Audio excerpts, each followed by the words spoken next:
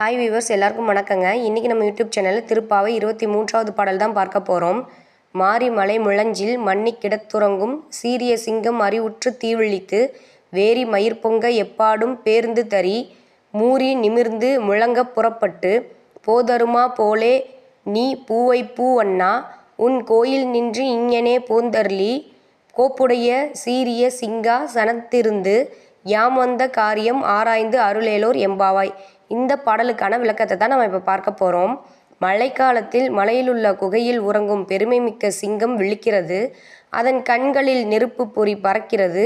நாட்புறமும் நடமாடி பிடரி மயிரை சிலிர்த்து பெருமையுடன் நிமிர்ந்து கர்ஜனையுடன் வெளியே கிளம்புகிறது அந்த சிங்கம். அதுபோல காயாம்பூ நிறத்தையுடைய எங்கள் கண்ணனே, நீயும் வீரநடை போட்டு உன் அரண்மனையிலிருந்து வெளியேறி இங்கே வந்து அருள் செய்.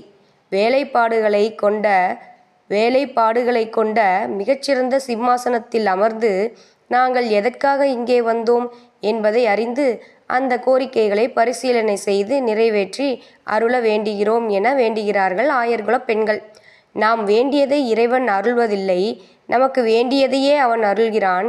எனவே எங்கள் வேண்டுதல்களில் எவை எமக்கு நன்மை தரும் என நீயே ஆராய்ந்து எங்களுக்கு உகந்த கோரிக்கைகளை நிறைவேற்று என வேண்டுகிறார்கள் ஆயர்குல பெண்கள். ஏறார்ந்த கன்னி யசோதை இளஞ்சிங்கம் என முதல் பாசுரத்தில் கண்ணனை இளம் சிங்கம் என்றாள் ஆண்டாள். இந்த பாசுரத்திலும் கண்ணனை சிங்கத்தோடு ஒப்பிடுகிறாள். நரசிங்கமான வந்தவன் அவன் என்பதையும் எண்ணி பார்க்கலாம். சிம்மம் போல் அரண்மனையை விட்டு வெளியே வந்து சிம்மாசனத்தில் அமர வேண்டும் என வேண்டுகிறார்கள் பெண்கள். என்னங்க, இன்னைக்கு இந்த நிகழ்ச்சி பிடிச்சிருக்குன்னு நினைக்கிறேன். இந்த நிகழ்ச்சி பிடிச்சிருந்தா லைக் பண்ணுங்கள், கமெண்ட் பண்ணுங்கள், ஷேர் பண்ணுங்கள். மறந்துடாதீங்க வியூவர்ஸ், சப்ஸ்கிரைப் பண்ணுங்கள். பாய்.